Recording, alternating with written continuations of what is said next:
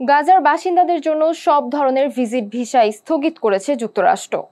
16 August এক ঘোষণায় এ তথ্য জানিয়েছে মার্কিন পররাষ্ট্র দপ্তর। এ পদক্ষেপের উদ্দেশ্য হিসেবে বলা হয়েছে ভিসা প্রক্রিয়ার স্বচ্ছতা ও নিরাপত্তা নিশ্চিত করা। তবে মার্কিন পররাষ্ট্র দপ্তরের ওয়েবসাইটে প্রকাশিত মাসিক পরিসংখ্যান বিশ্লেষণ করে দেখা গেছে এ পর্যন্ত ফিলিস্তিনি কর্তৃপক্ষের ভ্রমণ নথিধারীদের জন্য যুক্তরাষ্ট্র 3800-ও বেশি B1 B2 visitor visa issue করেছে।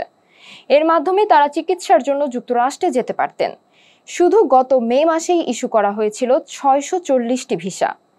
বিশ্লেষকদের মতে এই আকস্মিক সিদ্ধান্তের ফলে জরুরি চিকিৎসা কিংবা মানবিক প্রয়োজনে যুক্তরাষ্ট্রে যেতে ইচ্ছুক গাজার বাসিন্দারাই সরাসরি সবচেয়ে বেশি ক্ষতিগ্রস্ত হবেন।